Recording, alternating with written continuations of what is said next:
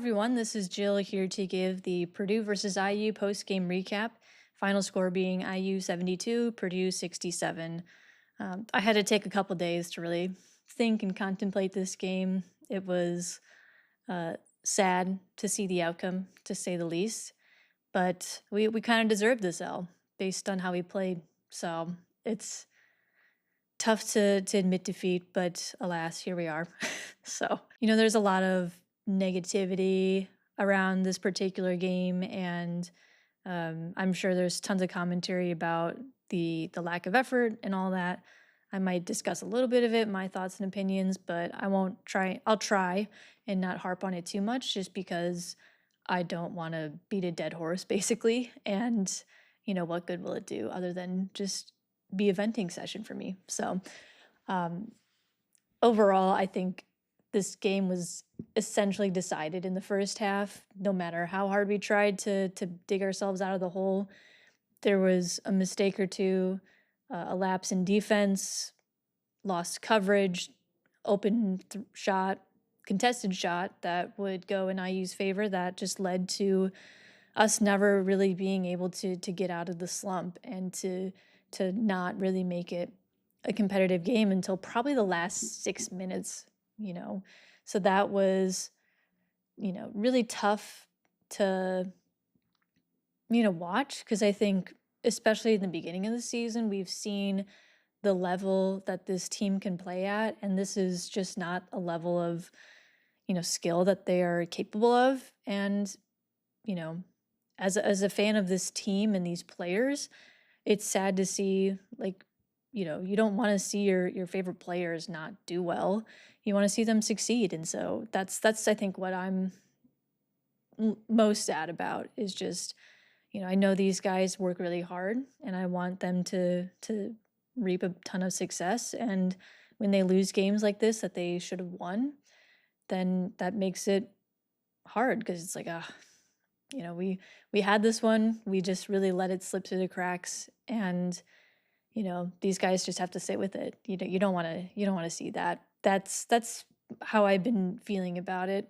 And at the end of the day, something has to change for this team to really click and get back into sync.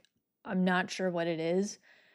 Maybe it's a nice conversation with the coaches and players to kind of bring everyone back to center, or maybe it's a players meeting, maybe it's a switch in the lineup, something that will bring us back to what we're hoping for, which is just like for us to compete and to not play lackadaisical basketball. I think that's kind of just how I thought of the first half, was just really lackluster. It wasn't Purdue style whatsoever. I just think that they weren't tough enough. Like, you guys know me. I'm very optimistic. I don't think the season's over by any means. There's how many games left?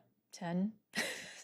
So that's plenty for us to, not necessarily fully right the ship, but just like get us back to a place where we're competitive again. There's been very high expectations set for this team to start the year, and it's been set even higher based on how the players and the coaches have talked about this season and the expectations they have for the team overall. And if they're not going to change something, then they need to understand that their expectations for this season need to be reset. So I hope for their sake that they do change things and adjust things so that they can hopefully achieve their goals. Like I said before, I love these players and the coaching staff, so I want them to succeed in their goals. And so, what is it going to take now that we're in this position? Because, we're 17-4. If you really want to be title contenders, what do you have to do in order to get yourself in the best position possible? Because there are still teams out there that are undefeated. So that's the biggest thing right now, is just find ways to get us back on track and to be competitive again. And I think that's certainly possible. I think the next couple games are a bit of travel and stuff, but they can certainly be get right games. And then we do have a very tough schedule ahead of us, but certainly good competition for us to face and to, compete against. And hopefully that gets these players excited to play in some tough games in some exciting environments. And, really this is all in their hands for them to decide how they want to move forward. They've played a lot of basketball these past 4 years, and maybe it's getting to them, maybe it's not, but I just hope for their sake that they can come out and succeed, because that's really all I want, is just for these guys to feel like they had a really great season and career at Purdue. So that's my biggest thoughts. And I would say personally, moving forward, what I think would probably need to change is just like schemes on offense. I've seen a couple people mention this, just, run our offense through the post. Let's dish it down there first, see if we can get some easy buckets down in the paint. If not, then let's kick it back out, get some open shots, and work our offense that way. Trey Coppin-Wren had 23 points today. It was very reminiscent of his season last year. And while it probably wasn't like full caliber Trey Coppin-Wren, I think it was still like enough for us to say he's still capable of this. Let's not ignore his presence down low just because, we've got like shooters in the wings, or we've got Braden Smith like managing the court, or we're running a particular offense for one of our shooting guards. I think he's just been an underutilized weapon for the past couple games, and I think he's starting to show a little bit more like competitive edge to him that I hope is, going to continue moving forward. Braden Smith, I don't think there's many notes on him, just based on the fact that he was probably the only player like diving on the court, trying to get loose balls, and really just being aggressive for most of the game. There were a few moments where he had like lapse in coverage or just less aggressive defense, and that led to some, key points that were taken by IU. And so that was tough to see. He also had 4 turnovers, so not his best game of basketball, but at the very least, he's still trying to make an effort to impact the game on the court. And then I think for a while we've seen Jack Benner really start to blossom under this. He's been just thriving a little bit in these tough environments, in these games where maybe they're closer than Purdue fans would prefer. And that's been great to see, just him start to get a lot more comfortable on the court. 6 rebounds, and he had 5 points kind of in the last part of the second half that helped get us within, striking distance of tying the game.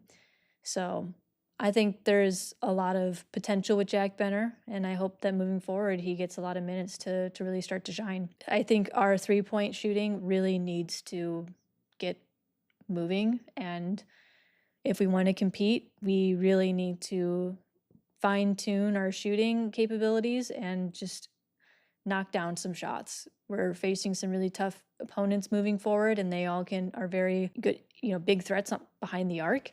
And if we want to stay within striking distance or, have a competitive game, we need to be able to answer those threes, because despite wanting to get points in the paint, you do need to also shoot the 3. And really, like, the last thing would be just like defense intensity. It was a very like lazy defense. I don't know. It was just a really weird first half for Purdue, where they just were not, they were making a bunch of mistakes. They were not aggressive enough on defense, and they were letting things get to them, I think. And so it just led to bad possession after bad possession, and led to IU points, and they were shooting lights out first half. So that's something that you just have to overcome, and really say, like, some of the best teams that go deep in March Madness are the ones that have some of the best defenses in the country. So how are you going to compete with those? You have to be tough too on defense. And yeah, I think that's been just a really big struggle.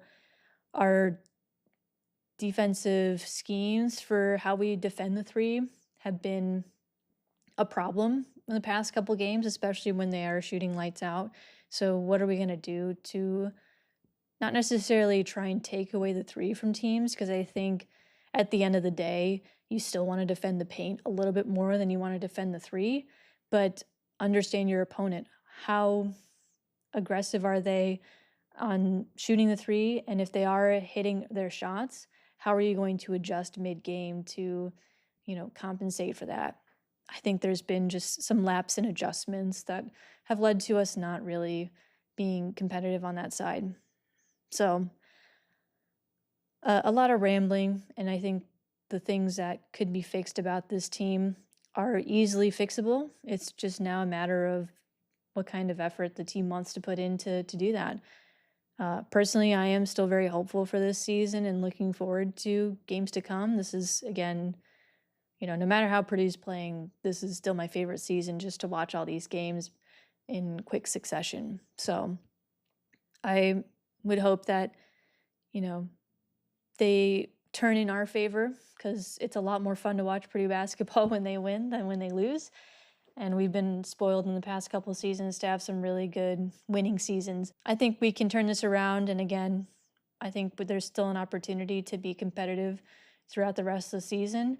But, to understand like what it's going to take now to make a deep run in March, or to compete for, other accolades, it's going to take some effort from these guys. So let's see what they can do. And despite these losses, I'm still going to watch and cheer them on. And I'll keep doing that. So hope you guys do as well. But, as far as next game goes, we have Purdue at Maryland on Sunday, February 1st at 12 p.m. So that's going to be hopefully our get-right game. And it is away, so there's always different competitiveness that comes with playing away at Big Ten arenas. But my hope is that we start to really, change our course for the better. So that's pretty much it for this one.